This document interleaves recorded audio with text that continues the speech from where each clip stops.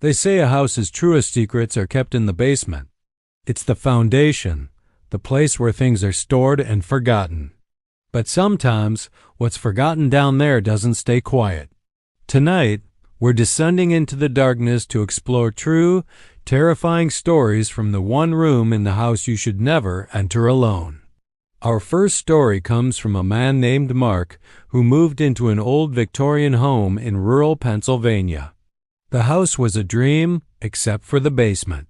It was a sprawling, stone-walled space with a dirt floor in one section.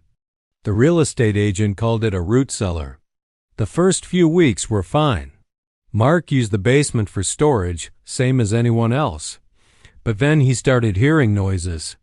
A faint scratching sound like fingernails on stone. He'd go down to check, flashlight in hand, and find nothing. He blamed it on mice, on the house settling. One evening, he was doing laundry when he heard it again, louder this time, coming from the root cellar area. He cautiously walked over. The scratching stopped. He shone his light on the dirt floor, and that's when he saw it. A small, shallow trough had been dug in the dirt, almost like a line drawn by a finger. He hadn't made it. He was the only one living there. Shaken, he went back upstairs, locking the basement door behind him. The next day, the line was deeper. A few days later, another line appeared next to it, then another. Over the course of a month, he watched in horror as a shape began to form in the dirt floor, carved by an unseen hand. It was the crude outline of a person about 6 feet long. The scratching noises continued every night, getting more frantic. Mark was terrified. He stopped going into the basement altogether, even for laundry. He started piling furniture in front of the basement door. He knew, with a certainty that chilled him to the bone, that something was trying to dig its way out. He sold the house less than 6 months after moving in, without ever telling the new owners what was clawing its way up from beneath their feet. Our next story is from a woman named Chloe. When she was a little girl, her childhood home had a finished basement where she and her brother would play. It was their favorite spot. There was an old TV, a comfy couch, and all their toys. There was also a small, locked closet under the stairs. Her parents told her it was just for storage, full of old paint cans and junk. They were never, ever to open it. One rainy afternoon, Chloe and her brother were playing hide-and-seek. Her brother, being older and a bit of a troublemaker, decided to pick the lock on the forbidden's closet. Chloe begged him not to, but he was determined. After a few minutes of fiddling with a paperclip, the lock clicked open. He swung the door wide. It wasn't full of paint cans. It was completely empty.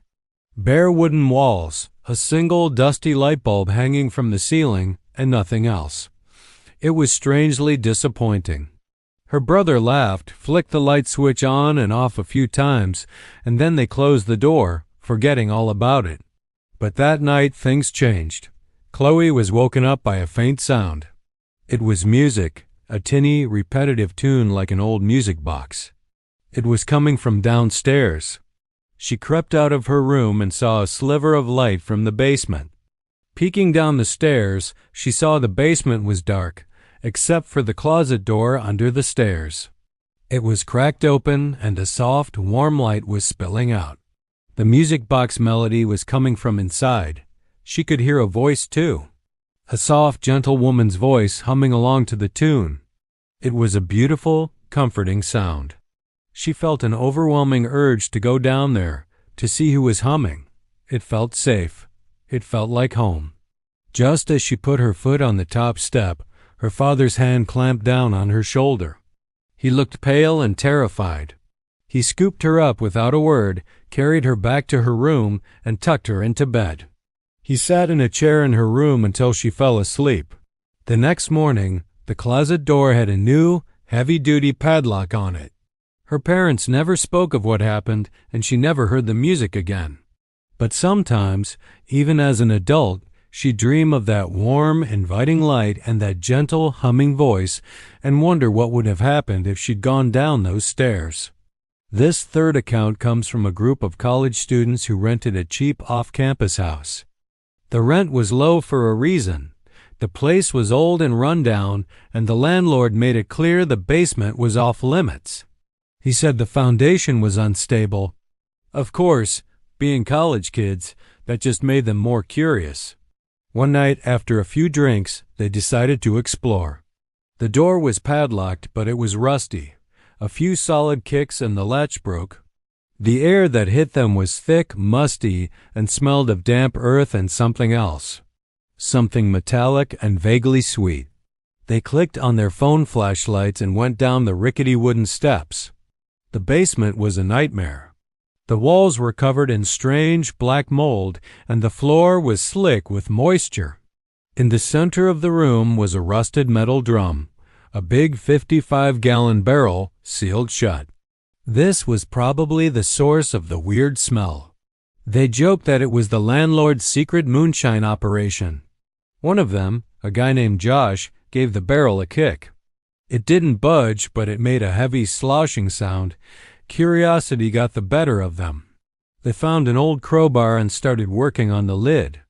It took all four of them, grunting and sweating, but finally the seal broke with a sickening squelch. The smell that erupted was indescribable. It was putrid, a thick, gag-inducing stench that sent them reeling back. Josh, who was closest, started coughing and vomiting. They shone their lights into the barrel. It was filled with a dark, viscous liquid, and floating in it were what looked like clumps of hair and discolored chunks. They didn't stick around to identify what they were. They scrambled out of the basement, slammed the door shut, and called the police from a neighbor's house. The police confirmed their worst fears. The barrel contained human remains, decomposed in some sort of chemical. The landlord was arrested. It turned out he wasn't just a landlord.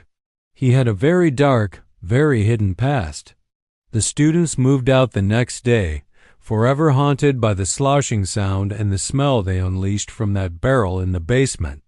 Our final story tonight comes from a subreddit where people share paranormal experiences. A user posted about his grandparents' farmhouse.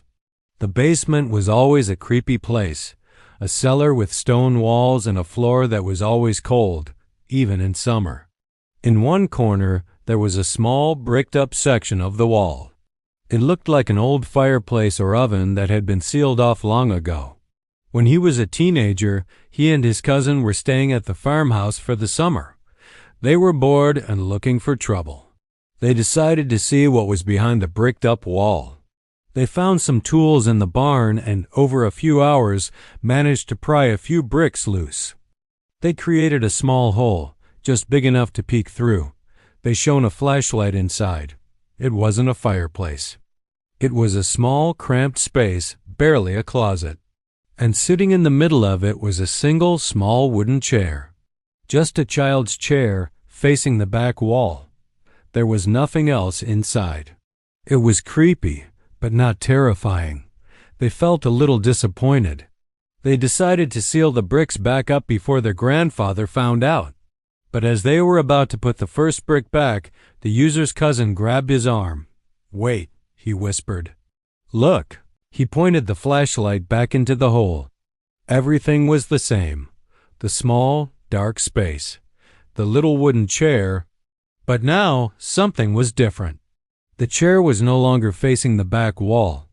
It had been turned around. And it was now facing the hole they had just made. Facing them. They didn't wait to see what else might happen. They dropped their tools and ran out of that basement faster than they had ever run in their lives. They never told their grandfather what they did, and they never went back into that basement again. The user wrote that to this day, he has nightmares about that tiny, empty room and that little wooden chair slowly turning in the darkness to look at him. Basements are the subconscious of a home. They are dark, deep, and hold things we'd rather not think about. The stories we've heard tonight are a chilling reminder that sometimes the greatest horrors aren't in some faraway haunted castle, but right beneath our own 2 feet. What secrets are buried in your basement? Maybe it's best not to find out. Thanks for listening. Don't forget to like, subscribe, and turn on notifications so you don't miss our next descent into the dark. Stay safe, and whatever you do, think twice before you open that basement door.